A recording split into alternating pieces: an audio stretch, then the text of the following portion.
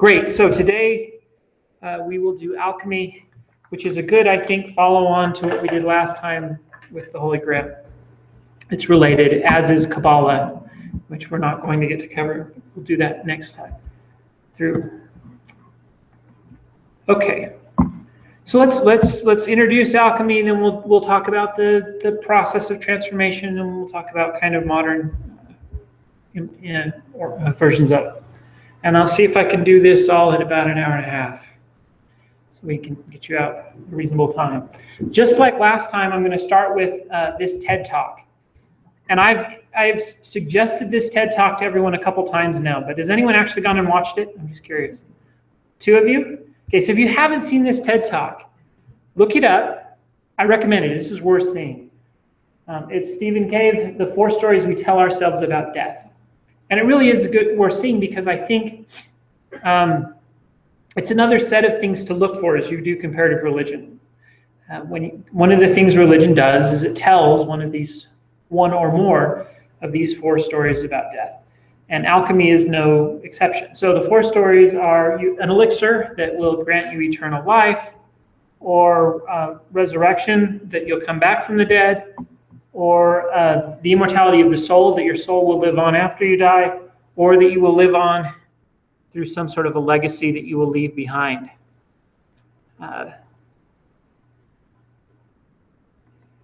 Let me quickly bring up my presenter notes if I can find them here.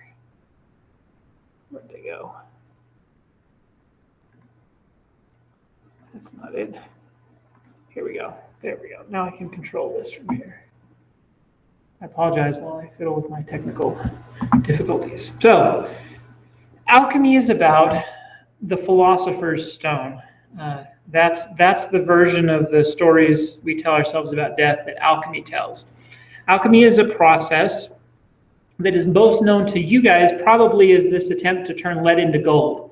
But that is not its primary motivation. Its primary motivation is to attain the philosopher's stone, something that could transmute lead or other base metals into gold, supposedly, but it also produced the elixir of life, something that granted those who drank it eternal life, cured all ills, and otherwise purified the soul. So that's what alchemy is all about. So you see on the right a picture of an alchemist who is trying to produce the philosopher's stone in his jar as he works his chemistry on it.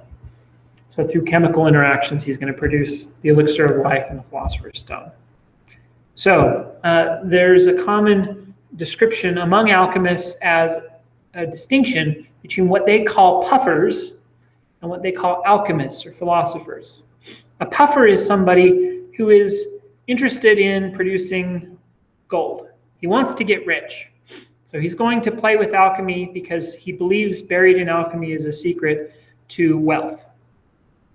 And the kind of what they call the true philosophers, the true alchemists would make fun of this sort of thing because for them it was a spiritual quest, and one that at its very heart had an irony built into it. The irony is people undertake the quest because they want to get rich, to get gold. But the problem is the refinement of the soul produced by the process itself, the actual goal of the process to refine and transform you, not to transform metals, turned you into the sort of person who no longer desired wealth or fame or fortune.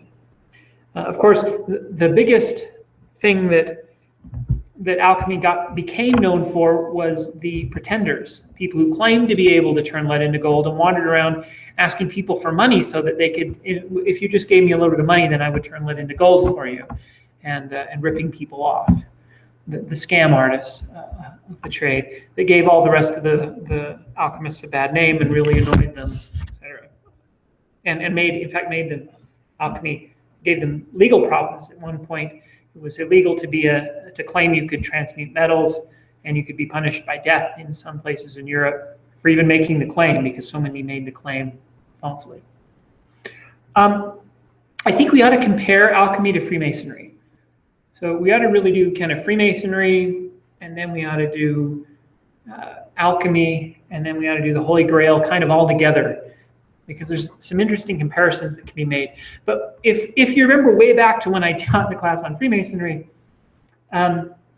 somewhere around the 1300, 1400 ADs, 1400s AD, people who actually built things out of stone created a guild for actual physical stoneworkers. And that guild created a set of symbols that surrounded the cutting of stone and the working as a stonemason. And that became, operative masonry was the actual cutting of the stone, and speculative masonry was the philosophy and the allegory that was used in the initiations of the actual physical stonemasons guild.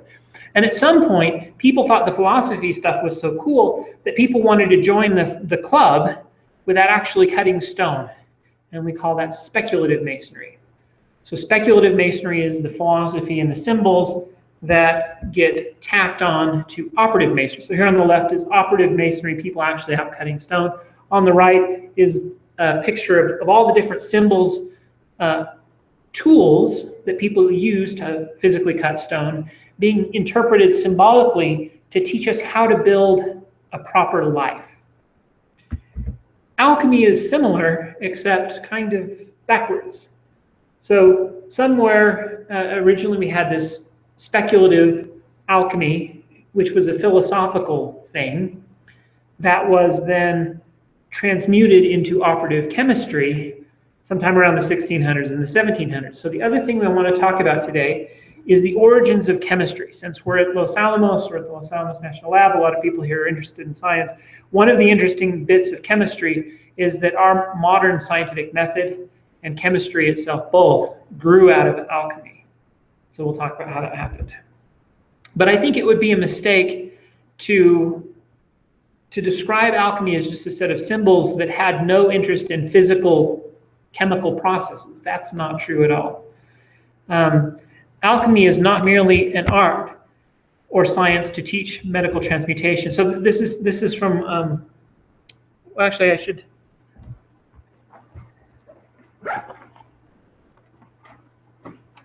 I always make my book recommendations. The first is this Alchemy and Mysticism by Alexander Roob, which is a decent book. And the second is this Alchemy by I have no idea how he says his name, Stanislas Klossowski de Rola, who is a believing alchemist who actually thinks you can transmute lead into gold this way. But it's interesting to read his kind of perspective on this. Speaking of this subject, I'm going to quote from him. He says, oh, and I actually accidentally bought 2 of these on Amazon when I was preparing for this class. So we may have some sort of a raffle at the end to give this copy away to anyone who wants it. So if anyone does want this, come talk to me. Probably first come can grab it. So he says, he's quoting someone else, alchemy is not merely an art or science to teach metallurgic transmutation, so much as a true and solid science that teaches how to know the center of all things, which in the divine language is called the spirit of life. And then he's quoting someone else, but then he goes on to say, however, the transmutation process, without being the final end, is an indispensable part of the great work. The magnum opus is the actual process of creating the philosopher's stone. The magnum opus is at one and the same time a material and a spiritual realization. The fact is very often overlooked in alchemical studies. Some commentators claim alchemy to be a wholly spiritual discipline, while others seem interested only in finding out whether gold was actually made and by whom. And he says both attitudes are misleading.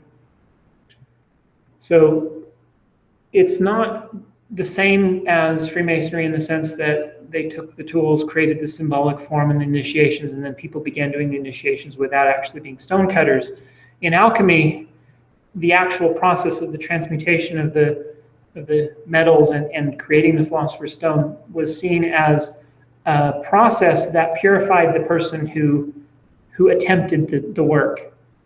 And so doing the actual physical work was an important part of the transmutation, but the ultimate goal of the transmutation was to transmute your own soul into something better, as in a butterfly cocoon turning into a butterfly. And this is the same idea we have with metals, right? We're taking something base, lead, and we're turning it into something beautiful, gold. And we're taking ourselves as we are and turning us into something divine. And so it's all, again, transmutation is at the heart of all this stuff. And I should point out, there's a really good reason transmutation is at the heart of chemistry and alchemy and religion. Religion's goal is to, among other things, to change us into something else, something better. But the science of chemistry's goal is to understand how things change when you mix them together, apply heat. And quite frankly, it's really astounding how things change. I can take a poisonous gas, chlorine, and an explosive metal, something that blows up if it touches water, and I can mix them together and I get table salt and it tastes good. And I can eat it and it doesn't hurt anybody. Things change in miraculous ways in the natural world. You mix substances together and brand new substances that have properties unlike any of the previous substances magically come into a being. It's amazing. And it's a process that they were struggling to understand, and because they believed there were spiritual implications of physical laws, understanding these things became a spiritual practice for them. And of course, it's natural that an analogy would grow between that and transforming your own soul. So I think the modern day alchemists, remember I gave this talk a few classes ago on religious transhumanism, and I just want to point out that religious transhumanists feel to me like the modern day alchemists, in the sense that they are trying to perform the same sort of transmutation of physical things, abundance, artificial intelligence, and they're also trying to create an elixir of life that will help us, have longer life, live forever. And when you get the religious transhumanist part in there, they put the two together very much like the alchemists, who were struggling to create something, a medicine that would cure all ills, grant eternal life, and make us better people in a religious sense. And so these are the modern alchemists today. I think they best fit that description more than any other group. So let's go through the history of alchemy, then we can go through the process itself, what little I can tell you of it, and then we can describe its implications. So I want to start with metallurgy, because I think that's where chemistry starts. Not only is it where alchemy starts, which is about transmuting metals, it's where chemistry starts. And the reasons for that is, first we created fire, the first really controlled chemical reaction, and we used it to stay warm and to do that sort of thing. But really soon we discovered that if we found these little pieces of rock that appeared naturally, and it's interesting that gold is one of the first we used, and the reason because it was very pliable, malleable, it could be easily worked, and it appeared in raw form, nuggets lying around. You could pick up a nugget, hit it with a hammer, and make something pretty. And so that was the first metal that people played with. But if you want to use better metals, you quickly have to do something called smelting. So once you've got fire, once you start playing with metals, next comes smelting. It's the next step in the process. So here are here's a dagger from Egypt. I was talking about some of the early ones used. Gold is first, some copper is next, and iron is next. And iron actually comes really early. And the reason it comes early is because every once in a while, there's iron just laying around in meteors, especially in meteors. And so this is Tutankhamun's space dagger, the description of that. And it's before the Iron Age, but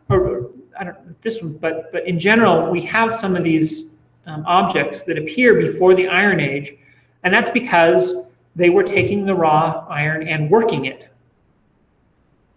And that requires heating it. And so you start getting the existence of blacksmiths who would heat, work, shape metals. And they found that when they pounded gold, you could just pound it. If you heat these other metals, you can pound it easier. And you can make really sharp and useful things. And then they discovered that if you take certain rocks and heat them, metal flows out. And then you have to refine it. So now you've got a controlled chemical process. Not only are we controlling a chemical reaction like fire, now we're creating a complex process. One of the first chemical processes where you heat something, the metal flows out, but it mixes with all this other stuff. and then you've got to skim it off the top and refine it, and they actually mixed different chemicals. There was arsenic mixed in, and they had to figure out ways of leaching the arsenic out, and you begin to control chemistry through these processes because it's really useful, and so people bent their ingenuity to figuring out ways of making it work. And they didn't know what they were doing. They couldn't predict the results of their reactions, but through trial and error and taking careful notes, they figured out how to do this stuff. So there's our smelting process.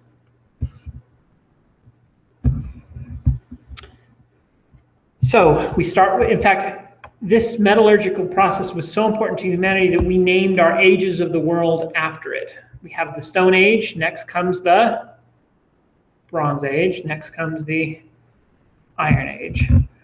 And this is our bronze sword. So before I showed you an iron sword that wasn't smelted. The Iron Age doesn't start until you start smelting iron. That's the difference. We have iron tools before the Iron Age. The Iron Age starts when we start smelting. Bronze, however, is an interesting beast. Bronze is not an element. It's a mixture. If you mix copper and tin, you get a metal that has better properties than either one, and you can make swords and weapons out of it. And it changed the military world completely, because these weapons were just so much more powerful than the stone weapons and stick weapons and things that came before them. It radically transformed warfare. We've made breastplates, helmets out of this stuff. Bronze, this is the Bronze Age. And of course, then next comes the Iron Age. Here's an example of some Iron Age swords. Now, the other thing that grows up around this is something that we in Los Alamos, I think, should also be familiar with, and that's secrecy. Now, to explain why this stuff was secret, the Hittites were the first to really leverage the Iron Age. And we have a group called the Sea Peoples. They show up in the Bible as the Philistines. Again, these are related groups. And what really happened was Egypt collapsed because these marauding raiders wandered around with iron weapons, swords, and chariots, wheels made out of iron, and they crushed everyone in front of them. And Egypt collapsed. When Egypt collapsed, Israel got to appear in the power vacuum created by these marauders. And you'll notice that David spends most of his time fighting those same marauders, the Philistines. But the only reason we have an Israel is because Egypt wasn't controlling the area to begin with. And the only reason that happened was because the marauders came. And the only reason the marauders came and won was because they had invented iron, smelting, the tools to smelt iron. So most of our biblical history that we're familiar with from the Bible depends on this event. It never would have happened without it. And it was a secret because it conveyed a huge military advantage to those who understood it. It's also a secret because there's a lot of details to it. You've got, how to smelt, how to purify, how to create different alloys. I mean, iron, if you mix a little bit of carbon with it, you can harden it. There's brittleness and malleability that you have to mix, which depends on how it's quenched and how much carbon you mix with it in the process of the smelting and how it's refined. And all those things determine the quality of the metal that you get out of this process. In fact, the first few iron tools weren't any better than the Bronze Age tools. And it took several hundred years for them to really become superior. And it's because of the refining of these tools. And once you figured out how to do this stuff, you didn't tell anyone else. So there's a history of secrecy that surrounds the beginnings of chemistry and alchemy. And of course, science doesn't work very well in secret when certain things are kept secret. And so the secrecy will become a hedge that will prevent progress for a while, that we'll talk about in just a minute. But that's one of the reasons that alchemy has this initial cloak of secrecy. Just one. We'll talk about some others in a minute, some more spiritual reasons. Okay, so now that you've got metals and metalworking, people try to come up with theories to explain what the universe was made out of. And the first was this idea of elements. In fact, we still use the term today, right? We have the table of elements. But the first element, the first elemental list included 4 elements. earth, fire, air, and water. And the idea was that everything in the universe is made up out of different combinations of these four elements. If you have a little bit of earth, it becomes solid. If I have a little bit of water, it becomes liquid. If I have a little bit of both, it becomes mud, something in between the two. And presumably wood is a certain crystalline combination of earth and water and air, which, by the way, it is. And so what they're picking up on, it seems, is states of matter. And then they confuse fire with a state of matter. So we do have three states of matter: solid, liquid, water. But those are states of matter, not elements. But I mean, I hate doing this because I feel like almost condescending. You know, this is the right way it is, and you guys have it wrong. But that's not fair. I mean, this was a good theory for its time, a good both scientific theory, and then it becomes a spiritual theory. Because once it becomes a scientific theory, people connect the science with the way that they think spirituality operates, and they become intertwined. In fact, this theory is one that shows up everywhere you go. Not only does it show up in Mesopotamia and in Greece and in Rome and these places, but it shows up in Mesoamerica. And almost everywhere you go, people have this idea that things are made up of these four things, because it's just the obvious answer to the question of what is everything made up of. The other thing you notice when you start playing with this is that you can turn one of these things into the other. If I heat water, it becomes air, otherwise known as steam to us, right? But it's a certain type of air, but they didn't know it becomes air. And if I cool it, then it turns back into water. So they noticed that you can transmute these things from one to the other. Just like I can transmute copper and tin into bronze, I can also transmute water into air, and air into water. And both of them I can then transmute, if I make it really cold, into earth, an ice cube, just as an example. So these things can be transmuted. And the only conclusion to draw from that idea that you can transmute one element into another is that they must all be some sort of different manifestation of the same thing. So thus comes the theory of the prima materia, or the one matter, or the idea that all things are actually one thing.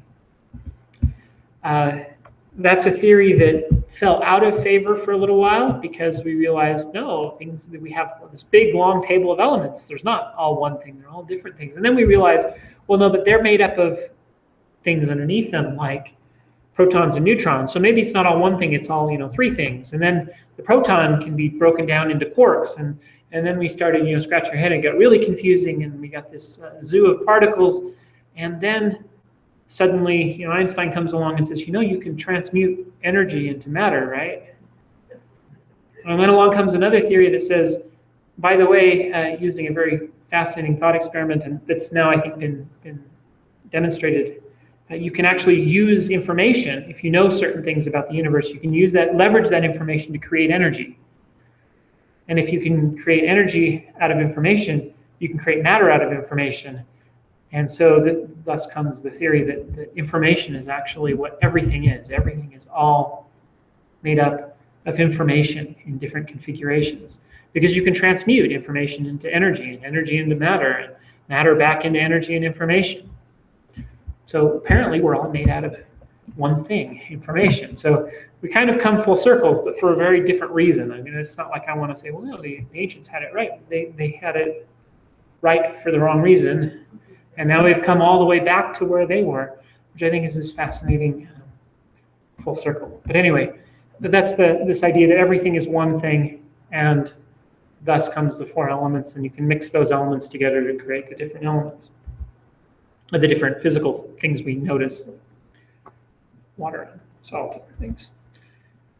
At the bottom, this salt, mercury, and sulfur, that's another, one of the alchemists decided that those things were also additional elements.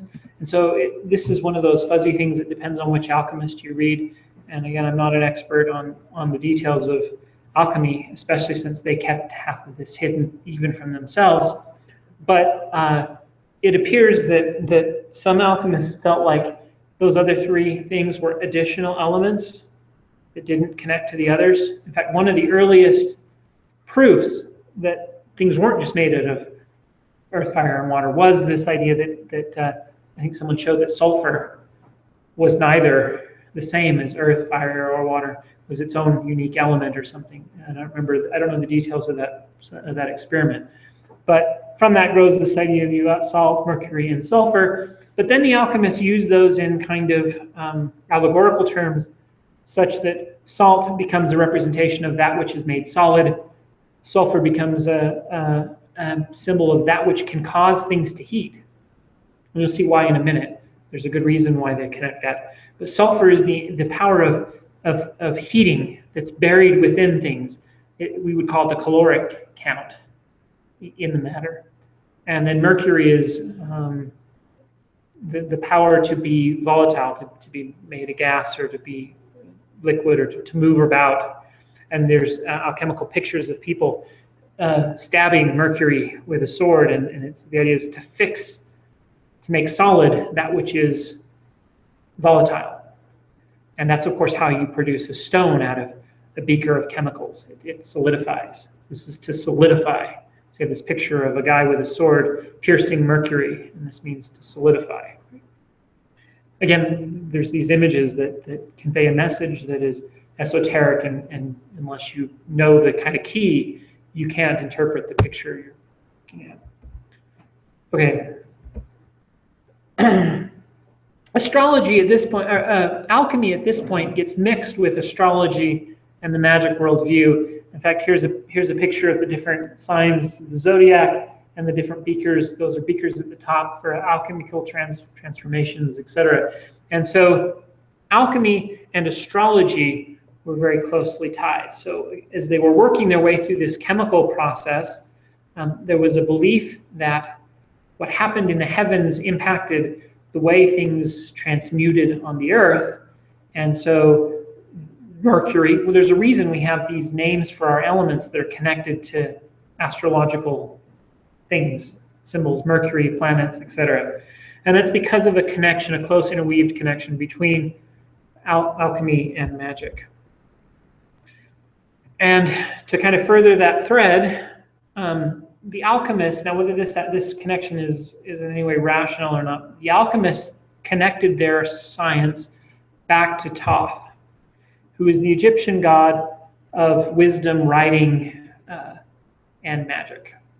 And Thoth is this guy sitting on the Mot throne. That stone below his feet is the symbol for Mot, stability and order. And he sits above it with this Anubis, with this long beak.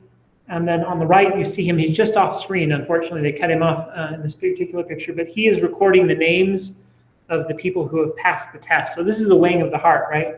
The deceased comes and gets his heart weighed against a feather. And if it balances, then he's found worthy. And he gets to pass into the next life. And Thoth writes his name in the Book of the Dead. That's Book of Life, sorry. And that's him doing that on the far right side. So alchemy was connected to Thoth as kind of their patron saint. And in Egypt to Hermes. And there was then a synthesis between the two gods in late Egyptian history and kind of early Greek history. The Greeks sucked up everything Egyptian and then synthesized it with themselves. And the Egyptians connected then the Greeks connected Hermes, their god, to Thoth and created a single god, Hermes, that then becomes the patron of alchemy under the name Hermes Trismegistus, or the thrice greatest. And so here, I think, is where this whole initiation through 3 degrees comes from. It's present in Freemasonry, and you'll see it again in alchemy, where there are 3 stages to the work. And so this is the thrice perfected individual, and alchemy is the 3 stages of creating that sort of perfection in yourself. So Hermes Trismegistus is our god that we're connected to alchemy. He supposedly wrote a treatise on what's called the Emerald Tablet. Our copies of it, at least, are in Latin. And here's a translation of the Emerald Tablet by Sir Isaac Newton. So I'm gonna read the whole thing to you, and it's good and esoteric. We'll try to make some sense of it in a minute, but let me just read the thing. "'Tis true, without error, certain and most true. That which is below is like that which is above, and that which is above is like that which is below. To do the miracles of one only thing." So I guess I am going to stop in the middle. That which is above is that which is below is today one of those aphorisms that shows up in New Age writing all the time, and they're usually quoting this. Modern Wiccans like to quote this. And in this case, it means that the workings of the stars and the planets are related to the workings of the metals and the transmutation of objects. But they all do the miracles of the one thing. This is the Pythagorean idea of the monus, the one concept that everything else grows from. This is also that same idea I talked about earlier about the 4 elements, and that they're all related to the one element. So to continue, he says, "And as all things have been and arose from one, by the meditation of one, so all things have their birth, from this one thing by adaptation." So all things are an adaptation of this one. And you can see how monotheists can associate that with divinity and God, etc. We are all part of the body of God, living in God, and God is everywhere, and He is everything. "The sun is its father, the moon its mother, the wind hath carried it in its belly, the earth is its nurse," this one thing. Those phrases, it's very difficult to tell what was really happening in this tablet. A lot of modern commentators think it's just a treatise on how everything is one. Everything comes and grows out of one. The alchemists thought it was a hidden message with the formula for alchemy secretly buried inside. So this line, "The sun is its father, the moon its mother, the wind hath carried it in its belly, and the earth is its nurse," gets turned into each one a different stage of the work, which they think has some symbolic, buried esoteric key to tell you how to make the Philosopher's Stone. "The father of all perfection in the whole world is here. Its force of power, its entire, if it be converted into earth. Separate thou the earth from the fire, the subtle from the gross, sweetly with great industry." Now, there does seem to be some sort of a chemical instruction there, right? "It ascends from the earth to the heaven, and again it descends to the earth and receives the force of things superior and inferior. By this means you shall have the glory of the whole world, and thereby all obscurity shall fly from you. Its force is above all force, for it vanquishes every subtle thing and penetrates every solid thing. So was the world created.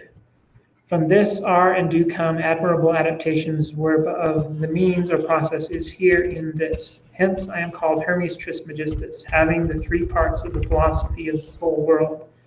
That which I have said in the operation of the sun is accomplished and ended." Now, at the end, that which I have said of the operation of the sun is accomplished and ended becomes again another alchemical buzzword, because each metal, and I had a chart and I should have put it in my slides, each metal is associated with a different astrological symbol, and gold is associated with the sun. So they conclude that the Emerald Tablet is an instruction for making gold, if you can just pierce through its hidden message.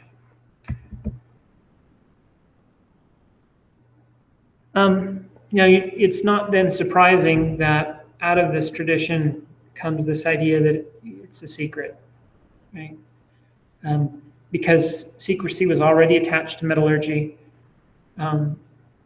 and secrecy, there's this whole mythological stuff going on, and there's something else.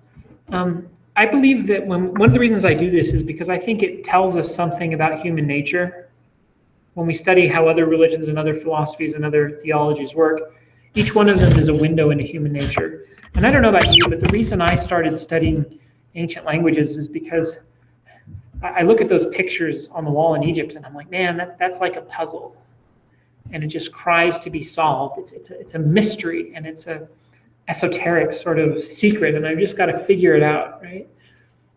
There's something that drives mankind when you put hints in front of them and then don't give them all of it. That not only will they figure out stuff that you never dreamed of, when you drop the hints, they'll come up with something and some interpretation that's beyond what you even could have dreamed of, and it gets better and better and better with each telling. But there's something that drives mankind to do that sort of thing. You put these secrets in front of people, and they're just driven to come to the meaning. If you take the Emerald Tablet, which is really bizarre and hard to understand, and you set it in front of someone like me, I'm going to spend hours reading and rereading it and going to every commentary I can find and trying to make sense of this really bizarre thing, because it's fascinating. What is this? And that just drives people. And so one of the things we learn, I think, is about how people react to these sort of mysteries. And then how did the alchemists react? Well, they intentionally kept their processes secret from each other and from non-alchemists, but they wanted to write about them somehow, and they had to transmit them to the other people, and they also wanted to provide just enough hints to make other people interested. And so the way they did that is in pictures. So one of the things you dive into when you study alchemy is picture after picture after picture, each one with hints scattered in the picture. Everything here matters, from the trees to the type of flowers sitting next to the beakers to what's happening in the beakers. Each one indicates something about the chemical process you're supposed to perform to get from one stage to the next to the next. And those three beakers represent the three stages. This is Trismegistus. Right? This is the first, the second, and the third. And these are also the same sort of thing we see with the 3 degrees of initiation in Freemasonry and all these other kind of mystical traditions. And this got so bad that this guy is named Jabbar ibn Hawan. He's a very famous Arabic Muslim alchemist. He was a prolific writer, and he's even considered by some the father of chemistry. He did a lot of really great early chemistry, but he did it all in pursuit of alchemy. And when he started talking about alchemy, he started talking in symbols and secrets. And I mean, he wasn't a pretender. His whole life was driven to understand this stuff. And when he thought he had some of it figured out, he'd write it down, and he'd write it down in code. And today we have a term for it. It's called gibberish, because it's completely unintelligible to anyone but him. If you ever read anything by this guy about alchemy, I mean, maybe there's some people who think they understand it, but it's gibberish. And that's where we get the term gibberish, actually, is from this guy. So whenever you say that's gibberish, you now know you're talking about alchemy and what happens when people try to keep secrets. Okay, so what is the process? Can I tell you how to go turn lead into gold? Probably not. Can I try to tell you what they did? Probably not either. But I can give you some hints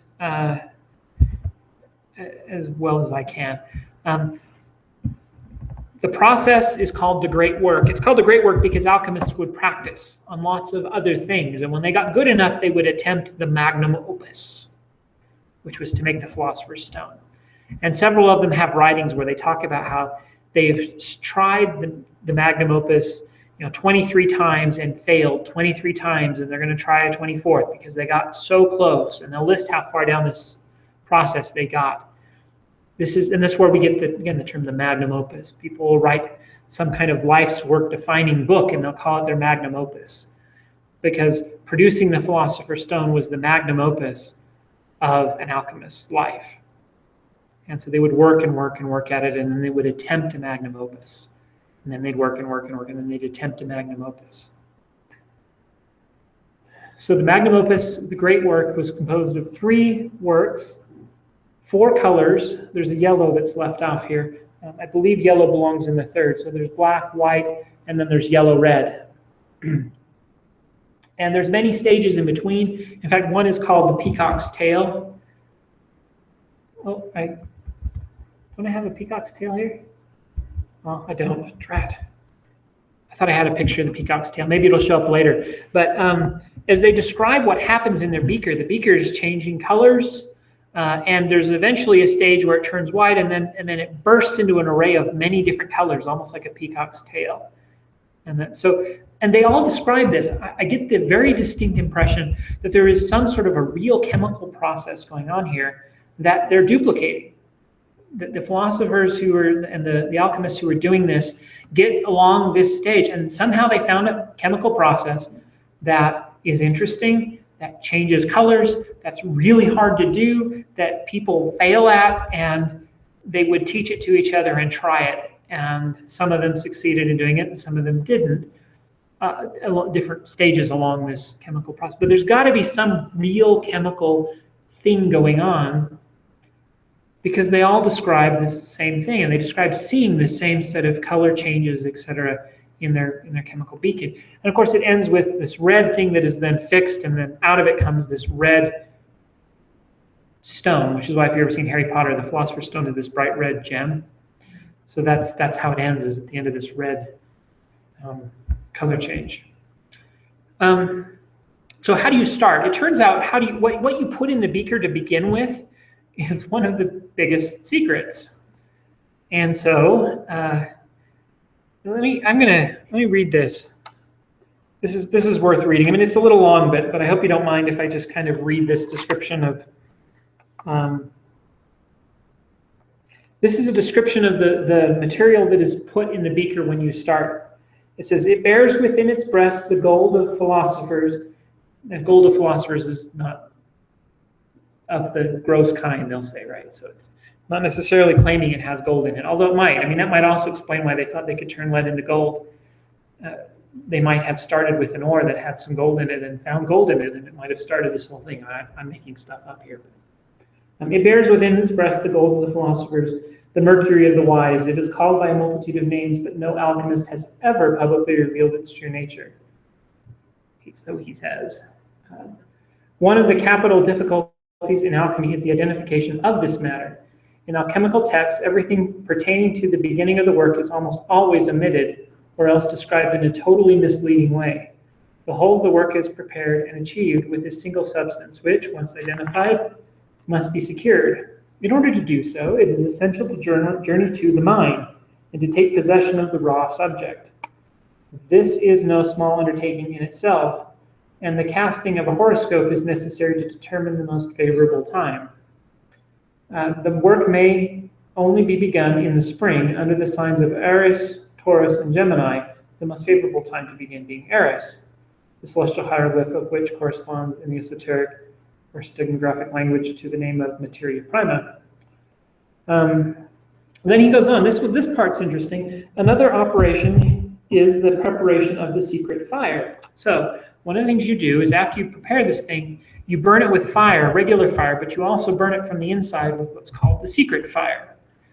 No one knows what that is either, but it's some sort of a sulfur, and in alchemical terms, that means it's a chemical that has an exothermic reaction to it.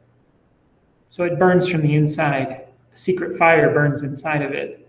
So you mix this stuff you get, this materia prima, with the secret fire, and it has an exothermic reaction. So there's fire from the inside, fire from the outside. Another operation is the preparation of the secret fire, igneus innaturalis. It is also called the natural fire. This secret fire, or first agent, is described by alchemists as a dry water that does not wet the hands. We've seen that sort of thing, right? Some sort of a water that has so much, a liquid that has so much surface tension that it kind of slips off of you. And as a fire burning without flames, it has baffled and misled many. Pontius admits to having erred more than 200 times because of it. In fact, this substance is a salt, prepared from a cream of tartar by a process requiring great skill and a perfect knowledge of chemistry. The process involves the use of spring dew collected in ingenious potential means and distilled. Okay, so the first matter and the first agent of the working have been prepared. The preliminaries are virtually over. The materia prima is placed in a mortar, made of agate or any other hard substance, and pulverized with a pestle. So whatever this matter prima is, it's a solid. You grind it up with a pestle. You mix it with a secret fire and moisten with dew. The resulting compost is then enclosed in a hermetically sealed vessel. You ever heard hermetically sealed? Now you know where that comes from, right? It's enclosed in a hermetically sealed vessel or a philosopher's egg. So from this point on, we get this analogy of the creation of the world. You know, the ancients thought the world, had this firmament that divided the waters above from the waters beneath, and then the Spirit of God blew upon the waters, and it's all about the womb. Now they create this vessel of glass with this stuff inside of it, and it's a womb, and it's an egg, and you've got to incubate it. If you incubate it right, the right chemical reactions happen. So the philosopher's egg is placed in the athanor, I think I said that right, the furnace of the philosophers, and then you cook the thing. Okay, so you'll notice the connections to astrology. You'll notice how that will cause difficulty if you're trying to be a chemist, right? Because, well, we will talk about it in greater detail in a minute, but you can see the problems that would cause, right? That if you think that a chemical reaction depends on which sign of the zodiac you acquire the material from, you're not going to come to the right conclusions. Okay, so there's our 3 steps. Oh, I do have the peacock's tail. Excellent, here it is. Somewhere between these 3 steps, we often have these intermediate steps like the peacock's tail, which is actually drawn with this picture here on the left, right? But it's the stage where everything bursts into color. And then you notice this other one, the 3 heads, the white, red, and black. Those are the same 3 things we had here, black, white, red. But here it's depicted as kind of a 3-headed dragon within the beacon, within the hermetically sealed philosopher's egg. They connect it to different materials. So apparently this stuff separates, and you end up with some sort of separation, and then it has to go back together. And there's all these processes where it will separate and come back together, and that's seen as marriage. They have an analogy of marriage and sex, and all sorts of other life-generating analogies are used to describe the separation and the coming back together. One of the things you do is you actually distill. So you kind of boil the liquid, and then the gas comes up, and it will then distill on the top and drip down into a different decanter, and then you mix them together. And right, so there's distillations and mixings, and the process is complicated and hard, and almost no one gets it right. And then we have this fascinating line from the remember the emerald tablet that said, remember that the earth is its nursing mother. And so those stages are symbolic of certain things you do in the mixing of the materials, and then they're displayed in pictures like this one.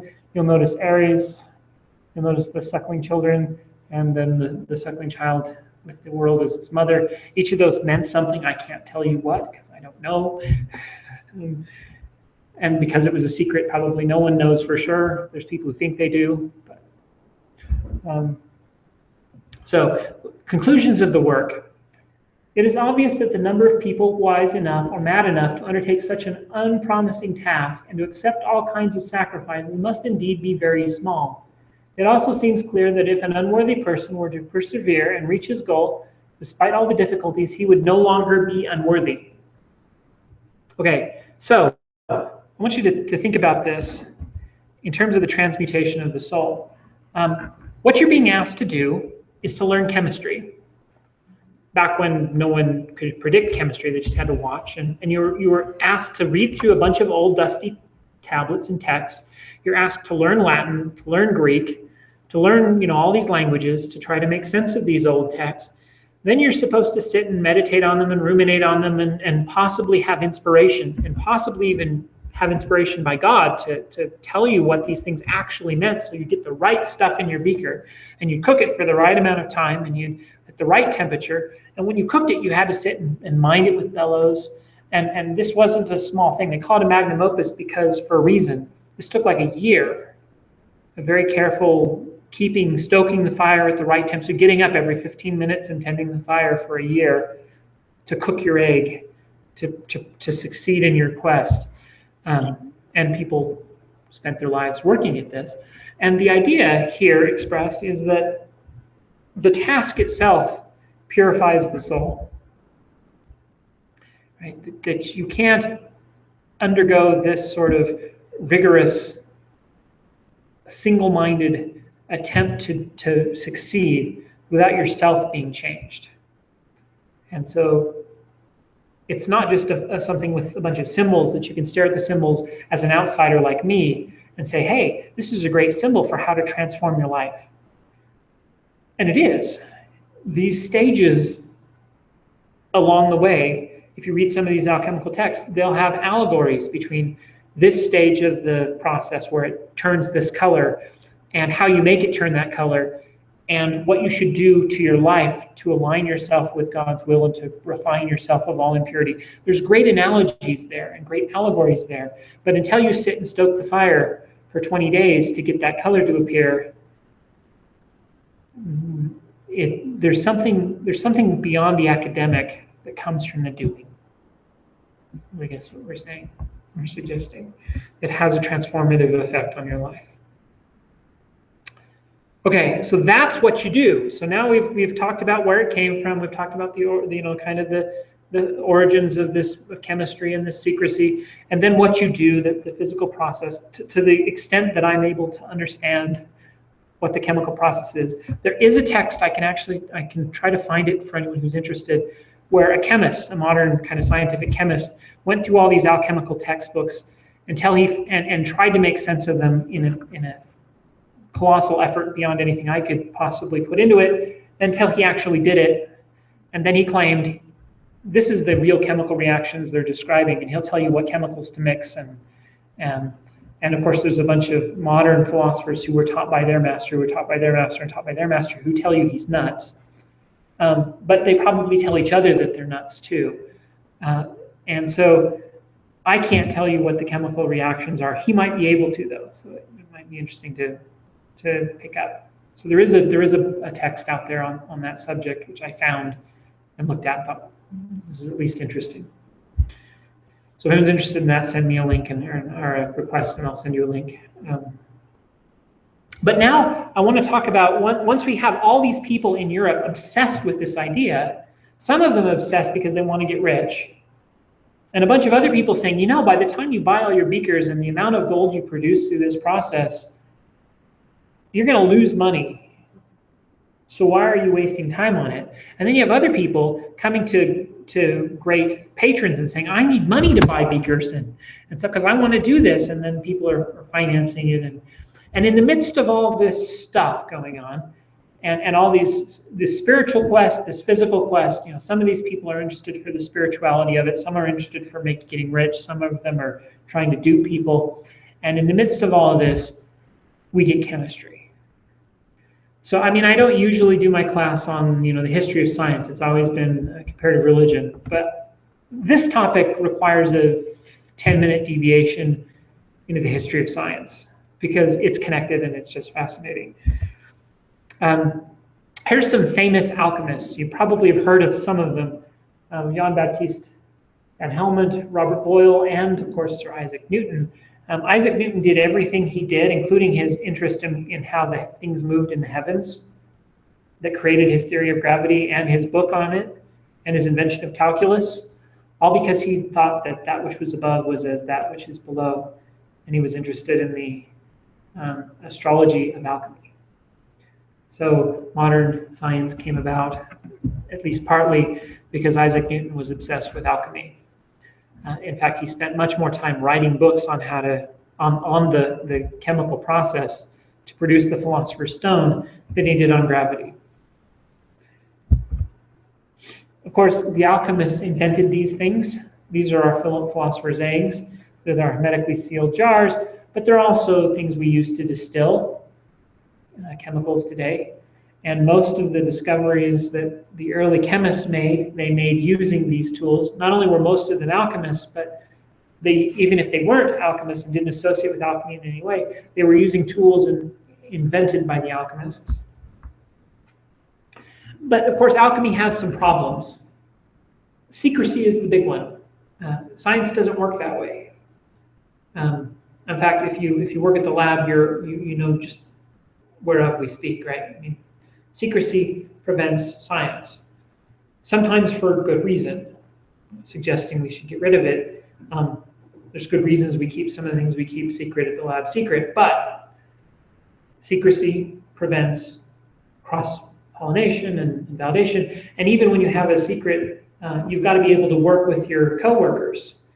So you've got to have some mechanism for sending messages back and forth to other people who share the secret. So you can work together to, if you can't even talk to your next door neighbor down the hall, you can't get anything done. So secrecy harms the entire process.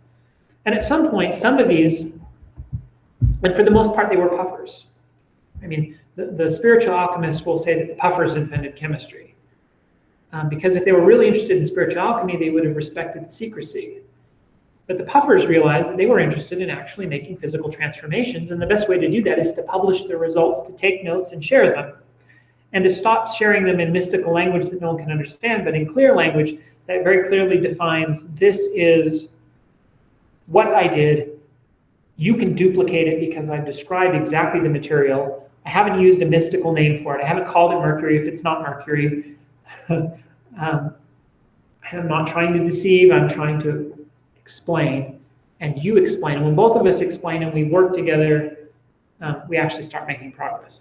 So the first kind of differentiation between alchemy and chemistry came about when people started publishing instead of keeping secret, and publishing clearly instead of encoded language. And then this astrological conditions, I really want to talk about that because that's one of those things that interests me a lot. And I want to give an example from ancient Mesopotamia for a second. I should have put up the picture. I didn't. In ancient Mesopotamia, it was common to sacrifice a goat and look at its liver. And the reason they looked at livers was because every liver you will ever see is different. And what they would do is they would ask the gods a question. Should I go to war, O great God? And then you would sacrifice a goat. Then you would look at its liver. And you would compare the liver to a bunch of very carefully compiled texts. And if it had a certain feature, then the answer to your question was yes. And if it didn't have another feature, the answer to your question was no. And then they go to war. And then they lose. And then they go, dang it, what did we do? And they go back to the text, and they kept records, clay tablets in the shape of the liver to record what the liver looked like. And they go, oh, well, apparently this shape means yes, unless this other shape is over here on the side. And then it means no, because this other shape, it inverts the meaning of this other shape. And what they very quickly created was an extremely complicated model that retrodicted the answers. In other words, they knew the answers, they kept records, and they had a model that could predict all the past answers correctly. And it didn't predict very well. And the reason it didn't was because, in statistical terms, it overfit. So from a scientist's perspective, what's happened is they've created a model. You can always create a model that is sufficiently complicated to fit all your data. Always.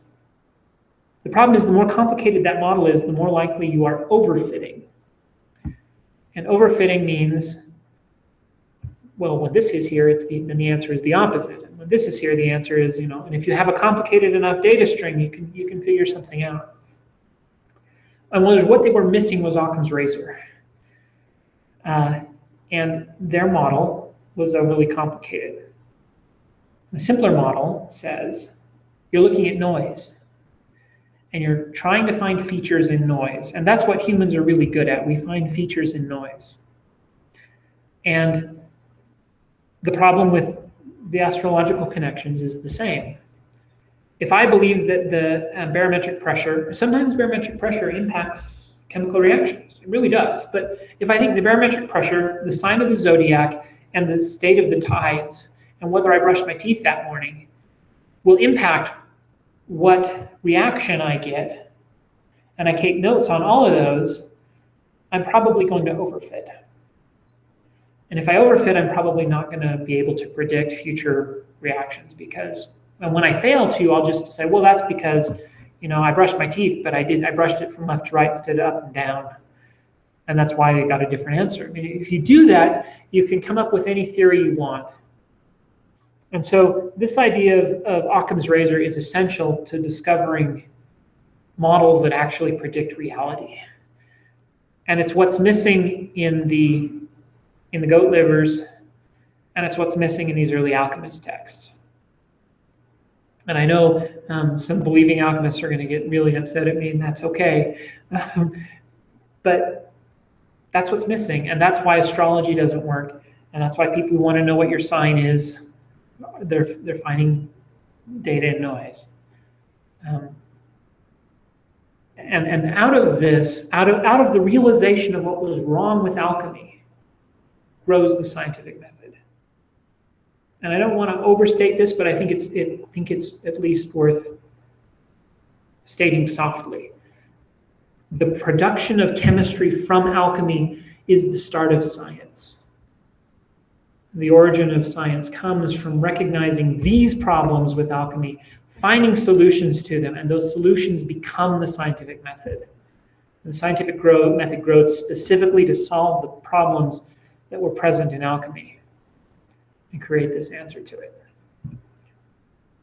Now, the problem with that, because I'm one of these weird spiritual scientists, the problem with that is it strips alchemy of its power of transformation of the soul. As a technique for transforming your life and your soul, once you strip it of its secrecy, once you strip it of this whole puzzle to be solved, and once you strip it of some of these other elements of connecting what's happening in the stars with what's happening on your lab, some of its spiritual power perhaps goes away. Now, I know people who are spiritually energized by the scientific method, but there is something, I think, lost in that process. And there's something else gained. And what's gained is a model that matches reality a little bit better, chemistry. And what's lost is a little bit of the fun of the spirituality that was originally in alchemy. So I kind of stand in the middle on this, with an opinion on both sides, I guess. Not really in the middle. Depends on what you're trying to accomplish, doesn't it? Okay, so if you're a puffer, chemistry works really well, I guess. And of course, this is where we end up, right? There aren't 4 elements, there's a whole bunch. And there's a difference between an element and a compound. And things that can be transformed depend on whether they're an element or a compound. And what do we notice about gold? Gold is an element. And there was no reason for them to know that. It's really easy to look back and say they were on a futile quest, but they had no idea. And there was no reason they could have. For all they knew, the difference between gold and lead was the same as the difference between bronze and tin. And that meant there was a chemical reaction that could turn one into the other, and they were looking for it. And then they made analogies from it for their lives, and all sorts of things grew out of it. But we now know you can't turn lead into gold with a chemical reaction. It takes something else. Because we now know lead is an element, gold is an element. And so it just doesn't work that way. Which was the discovery, the end discovery of the puffers, was that if they were trying to get rich turning lead into gold, they were wasting their time through a chemical reaction. Of course, alchemy and culture shows up, especially in Harry Potter. In English, it's called the Sorcerer's Stone. In everywhere else, it's called the Philosopher's Stone. I guess her publishers decided that Americans are stupid and wouldn't understand the reference to alchemy in the name. But the name Philosopher's Stone is a reference to alchemy. Nicholas Flamel is a real alchemist. He's one of the people who claims to have succeeded all the way through this process. And he wrote a text describing how to do it. So a lot of people who try to determine the steps of alchemy use Nicholas Flamel's textbook to do so. Nicholas Flamel shows up in Harry Potter, and of course the entire quest in the story is to find the Philosopher's Stone, which produces the elixir of life because Voldemort wants it. One of the themes of alchemy is that the process of producing this stuff produces this thing that grants eternal life, but you know what? By the time you get it, and that this is almost a Buddhist idea, by the time you get it, you no longer want it because you've let go. You started out clinging to eternal life, and in the quest of getting eternal life, you had to let it go because you were clinging, and true freedom comes in letting go. And the philosophers found this freedom in the attempt to get the thing they were supposed to let go of. Now, you'll notice the way, if you've read through the Harry Potter series, you'll notice she plays with that all the time, right? Voldemort is clinging to eternal life and refuses to let go. And the people who are the heroes in the book give their life for other people. You have Snape, you have Dumbledore, and you have Harry, who eventually, he wants to get his parents back, to overcome death, and he's willing to give that up and instead offer himself as a sacrifice to save his friends. And that's how real freedom is found, by seeking for the quest for eternal life, which Harry does. He finds all three of the hollows. He has power over death. That's what's supposed to happen to anyone who finds all three. And then he offers himself a sacrifice immediately after acquiring all three. So she's playing with these alchemical and Christian symbols all the way through her book. It's one of the better known references to alchemy in modern culture. I had a list of a bunch and I decided to cut them because we were out of time, but Harry Potter's enough. You can see how it's used, but there's a lot of things like that. Two more things. First is today's puffers. It turns out that you can turn lead into gold. I just said you can. You can't with a chemical process. Nuclear physicists can do it though. So I'm gonna show you a very quick video talking about this.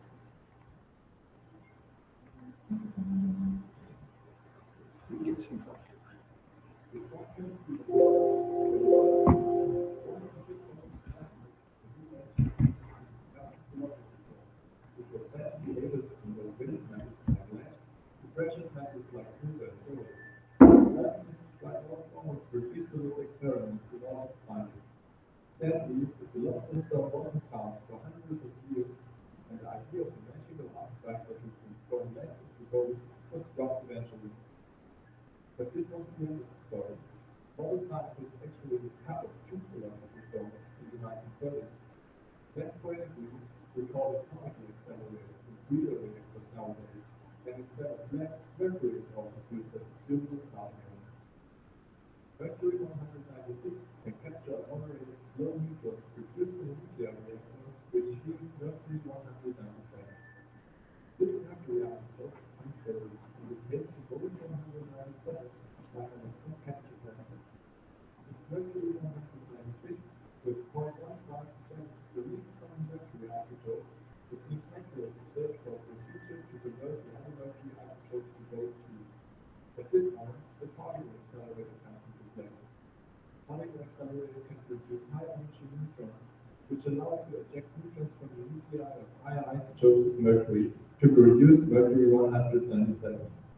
Nuclear physicists have shown many more routes to produce gold, but what they all have in common are the enormous production costs relative to the value of the produced gold.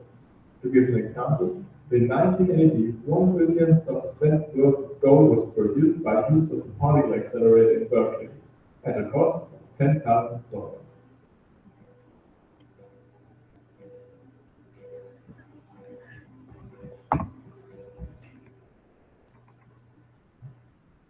In today's episode of NIL. Okay. So, in other words, you can turn lead into gold, but you have to do a nuclear reaction, not a chemical one, but it can be done. And we can do it today.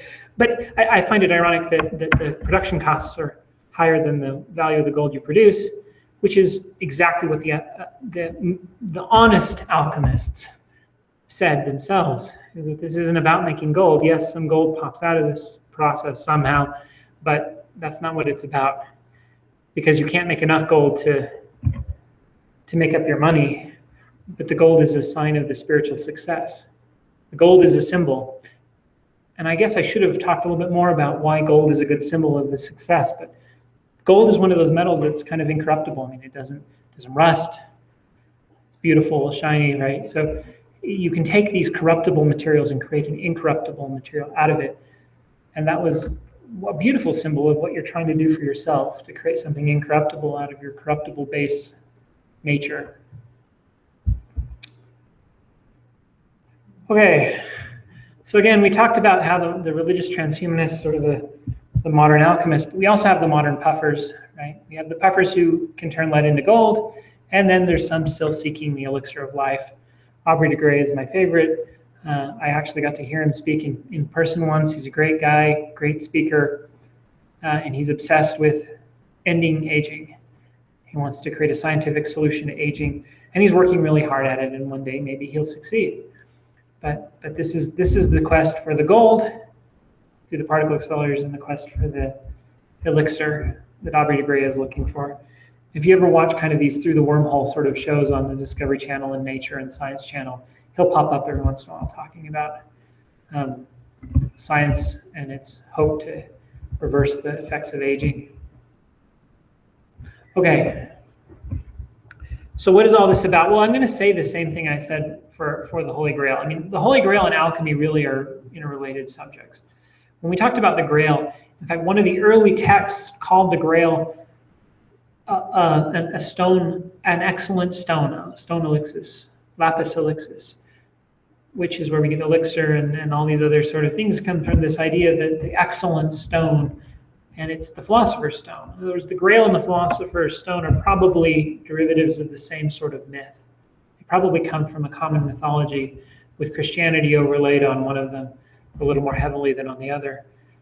But in both cases, what we're talking about is a spiritual quest to find truth and meaning and to refine your life, to make you a better person, but also a person who has meaning and purpose in their life. And this is another kind of religious framework in which some people try to accomplish that quest.